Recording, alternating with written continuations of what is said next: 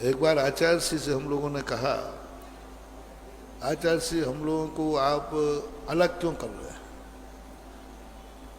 अलग विहार क्यों करा रहे हैं, क्या बात है? तो आचार्य श्री ने क्या कहा, मैंने तो कभी अलग नहीं किया। मैंने कि अलग विहार करने का आदेश दे रहे हो? बोले मैं तो नहीं दे रहा हूं। अरे अब भी कहा कि जाओ तुम विहार करो और ये लोग तुम्हारे साथ रहेंगे। 1 मिनट में आचार्य श्री पलट गए, बोले मैंने तो नहीं कहा, मैंने तो अलग विहार करने को नहीं कहा। तो हमने कहा ठीक है फिर नहीं जाते। बोले जाना तो पक्का है। गजब। उस समय मुझे लगा कि मेरे की आचार्य जी कुछ घुमा रहे हैं। अब बताओ मैं जाऊं तो कैसे जाऊं? आचार्य जी कहे मैंने तो नहीं कहा अलग विहार करने का, और चला जाऊं तो आफत। तो फिर नहीं आदेश हो चुका है, जाना जरूरी है, जाओगे। अब बताओ ऐसे गुरु के चक्कर में पड़ के बताओ दिमाग खराब होगा कि नहीं? जाना जरूरी है, आदेश है, लेकिन मैंने अलग विहार करने को नहीं कहा, मैंने अलग विहार करने को नहीं कहा। मैंने ये थोड़ी कहा कि तुम संघ से अलग विहार करो, मैंने तो ये कहा है कि विहार करना है। क्या उदाहरण दिया आचार्य जी, आपकी बात समझ में नहीं आई। हम जाएं तो बड़ी आफत है, आपने कह दिया मैंने अलग विहार कराया नहीं, संघ से अलग विहार कराया नहीं, और अभी कह रहे विहार करो।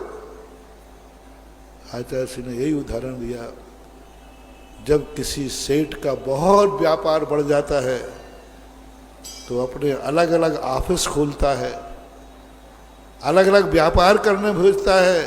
तो ये अलग करना कहलाया कि विस्तार कहलाया? बोलो। एक पिता ने अपने अलग अलग व्यापार को विस्तृत किया और अलग अलग ऑफिस खोला, एक का बॉम्बे, एक का कलकत्ता, एक का। तो आचार्य ने बोलो ये अलग करना कहलाया या व्यापार का विस्तार कहलाया? बस यही मेरा है। मेरा धर्म की दुकान इतनी बढ़ रही है, इतनी बढ़ गई है कि मैं तो तुम लोगों को अलग नहीं कर रहा हूं, बंजी करने भेज रहा हूं, बंजी करने। जाओ, धर्म को मैंने विस्तार इतना हो गया, अब कहां कहां मैं जाऊंगा?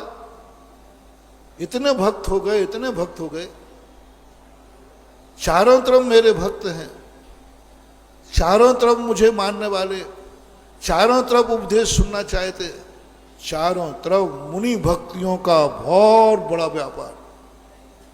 यदि एकादि नगर मुनि भक्त होता तो मैं निपटा लेता।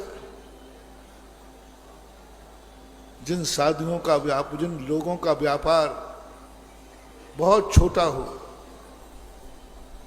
उनके लिए किसी की जरूरत। अब हमारे मुनि भक्त कोई एकाध नगर में रह रहे हों तो चलो मैं निपटा लूंगा। अब श्रमण संस्कृति का व्यापार सारे भारत के कोने कोने में फैल गया है। गजब। जैसे तुम्हारे टाटा बिरला होते ना, सुई से लेकर के प्लेन तक,